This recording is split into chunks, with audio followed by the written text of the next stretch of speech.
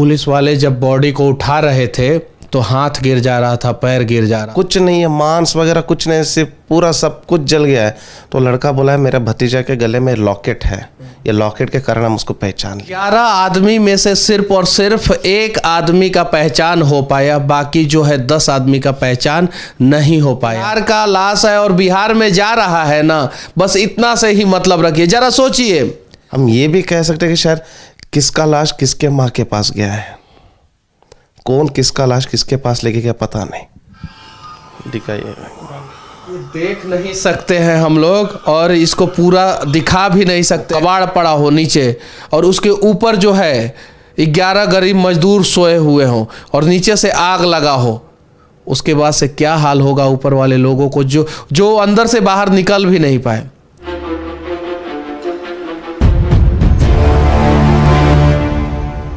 तेईस मार्च दिन बुधवार तेलंगाना के हैदराबाद में बिहार के 11 मजदूर कबाड़ की फैक्ट्री में जल के मर गए और राष्ट्रीय मीडिया में ये खबर सुर्खी के रूप में नहीं बन पाया क्योंकि बात बिहार का था।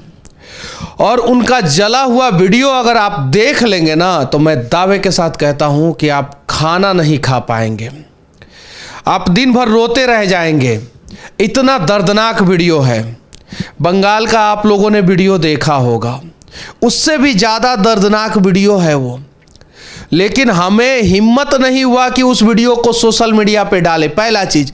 दूसरा चीज़, ग्राफिक्स वायलेंस भी हो जाता है।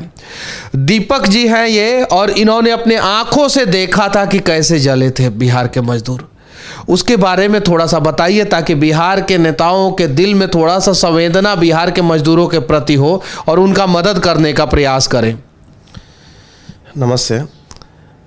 एक्चुअली उस दिन पहुंचने के बाद कुछ लड़के जो मिलने के बाद वो लोग बोले कि वो लोग, तो मैं ऐसा एक्सप्लेनेशन किया, मैंने ऐसा आया तो वो तो थोड़ा मतलब अपना समझ के मुझे क्या किया कि चलिए सर आपको हम कुछ दिखाते हैं, चलिए कैसे किस तरह से बोल के अंदर मॉर्चरी रूम लेके गए थे। अंदर मॉर्चरी रूम में चले गए थे तो मॉर्चरी रूम में जाके आप देखने के बाद मतलब आप एक पल भी रुकने से देख नहीं सकते, उस तरह से उनका हालत हो चुका है, पूरा जल कर राख हो चुका है। किसका कौन है क्या है आप पहचान भी नहीं पाएंगे, पता नहीं। मुझे देखने के बाद ना आंखों में से आंसू आने लग गए, हम बुरी तरह से मतलब हालत भी बेहाल हो गया था देख के, इस तरह से दृश्य देख के हम बहुत दुखी हो चुके हैं। वहाँ पे कोई एक दूसरे का पहचान भी नहीं पा रहा कि ये लाश किसका है। हम ये भी कह सकते हैं कि शायद किसका लाश किसके माँ के पास गया है, कौन किसका लाश किसके पास लेके गया पता नहीं, उतना बुरी तरह से जल गया है। जब वहाँ पे डॉक्टरों से बोला गया कि किसका लाश कैसे पहचान में आएगा तो डॉक्टरों ने बोला डीएनए टेस्ट करेंगे। डीएनए टेस्ट का रिपोर्ट जो है ना जाने कितने दिन बाद आएगा, तब तक लाश को जो है बिहार में भेज दिया गया। और जब डॉक्टरों से बातचीत की गई कि कैसे बिहार में आप लाश को भेज दिए, पहचान कैसे होगा, तो उन्होंने बस इतना ही बोला और वहाँ के प्रशासनिक अधिकारियों ने इतना ही बोला कि बिहार का लाश है और बिहार में जा रहा है ना, बस इतना से ही मतलब रखिए। जरा सोचिए, बिहार का लाश है और बिहार में जा रहा है। किसके घर का बेटा जो है किसके घर पे चला गया उसकी कोई गारंटी नहीं है। उसके बाद से क्या हुआ, वही वो चीज़ देखने में, अंदर जाके देखने के बाद हमारा तो मतलब हालत ही बहुत ख़राब हो गया था देख के। मतलब इतना बुरी हालत उन लोगों का सिचुएशन देख के, मतलब बुरी तरह से कुछ नहीं है, पूरा जल गया, कुछ नहीं बचा उसके अंदर पूरा। अगर आप टच भी करेंगे ना बॉडी, फिर कहाँ कहाँ पूरा राख हो जाएगा वो हालत में। वैसा सिचुएशन है देख के तो हम आंसू रोक नहीं पाए, हम बुरी तरह से हम रो चुके थे, बहुत बुरी तरह से। ये तेलंगाना के हैं और ये गए थे मदद करने उन गरीब मजदूरों के परिजनों का, चूँकि वो गरीब मजदूर तो बचे नहीं थे तो उनका कोई क्या मदद करेगा। वहाँ पे जो परिजन थे वो कैसे पहचान पाए? देखिए, उसमें से कुछ लड़कों से मैंने बात किया था, उसमें से मैंने एक लड़का को पूछा था कि तुमने कैसा पहचान पाया इसमें से कि ये तेरा भतीजा है बोल के बोल रहा है, तो किस कॉन्फिडेंस से बोल रहा है बोल के मैंने पूछा कि मतलब जिस तरह से उनका हालत हो चुका है पूरी तरह से कुछ नहीं है, मांस वगैरह कुछ नहीं, सिर्फ पूरा सब कुछ जल गया है। तो लड़का बोला है मेरा भतीजा के गले में लॉकेट है, ये लॉकेट के कारण हम उसको पहचान लिए। वो एक लड़का है जो अपने उसको पहचान लिया, बाकी सब तो जल के बुरी तरह से राख हो चुके, कुछ नहीं बचा उसके अंदर। 11 आदमी में से सिर्फ और सिर्फ एक आदमी का पहचान हो पाया, बाकी जो है 10 आदमी का पहचान नहीं हो पाया। और किसी के भी शरीर पे जो है वो मांस नहीं था, सिर्फ हड्डी था, और बहुत सारे लोगों का तो हड्डी भी पूरा जल चुका था।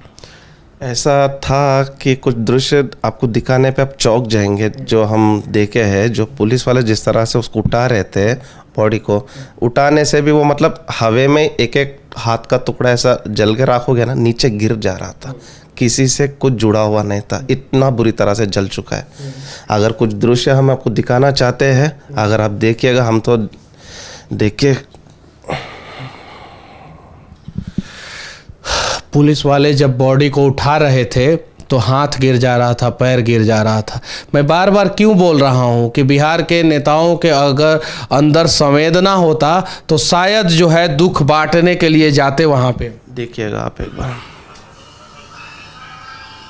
दिखाइएगा। देख नहीं सकते हैं हम लोग और इसको पूरा दिखा भी नहीं सकते हैं, क्योंकि फेसबुक और यूट्यूब पे बहुत सारा कम्युनिटी गाइडलाइंस है। इतना मतलब कि आप अब क्या मैं बोलूँ, इसको बंद कर दीजिए।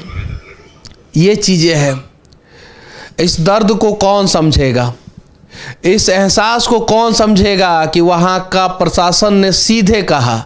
वहाँ के प्रशासन की भी गलती नहीं थी, लापरवाही तो हमारे सरकार के थे। वहाँ के प्रशासन ने सीधे कहा डीएनए टेस्ट में ना जाने कितना दिन समय लग जाता है, वो रिपोर्ट आते आते तब तक तो बॉडी नहीं रख सकता था प्रशासन। तो उसने बोला कि बिहार का बॉडी है, बिहार में जा रहा है ना। अब जरा सोचिए, सिर्फ और सिर्फ 11 में से एक मजदूर का पहचान हो पाया, उसके गले में लॉकेट था, बाकी 10 मजदूर का पहचान भी नहीं हो पाया। और कौन सा डेड बॉडी किसके घर गया इसकी भी कोई गारंटी नहीं है। और जिन लोगों ने देखा, शायद आप लोग अपने जीवन में इस प्रकार का दृश्य जो है कभी नहीं देखे होंगे। इतना, अब इसके बारे में क्या बोले, इसीलिए मैं बार बार बोल रहा हूँ कि प्रयास किया जाए बिहार को बचाने का, बिहार को जलने से बचाने के लिए, मरने से बचाने के लिए। अगर बिहार के नेताओं के अंदर थोड़ा भी संवेदना होता तो इस दुख और दर्द को समझ पाते।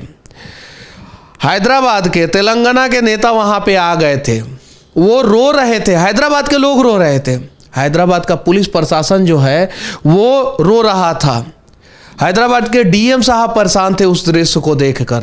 लेकिन सबकी मजबूरी थी, क्या करते, भेजना था।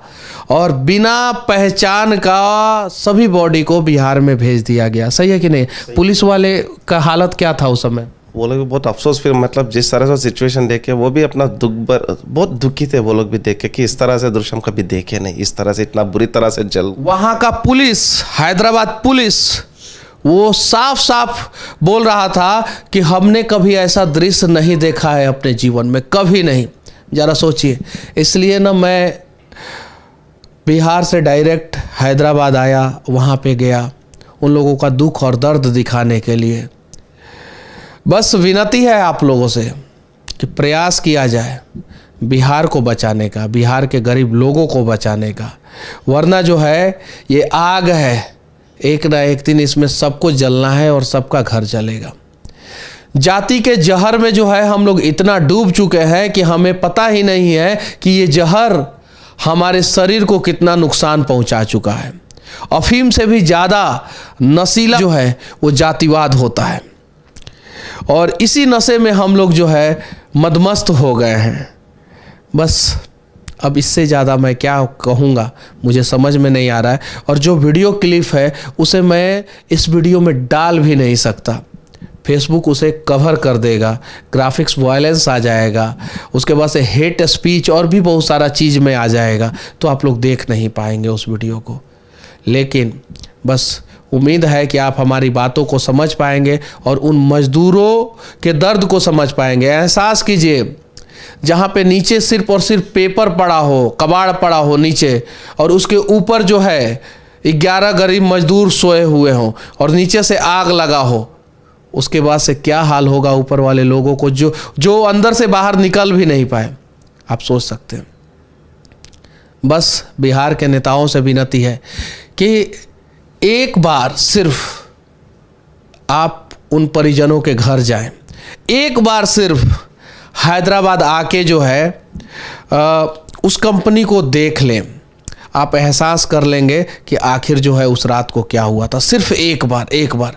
अगर आप लोगों को आने में कहीं भी तकलीफ हो रहा हो तो मैं आप लोगों का आने का व्यवस्था करूंगा, लेकिन एक बार आए तो सही, देखे तो सही, एहसास तो करें। अगर आप लोगों को एहसास हो जाएगा, इस घटना को समझ लेंगे ना, तो शायद जो है बिहार का विकास आप लोग करने का प्रयास करेंगे। बाकी हमारा ये प्रयास कैसा लगा आप लोग कमेंट करके ज़रूर बताना, और हो सके तो बिहार का विकास करने का प्रयास करना। जय हिंद।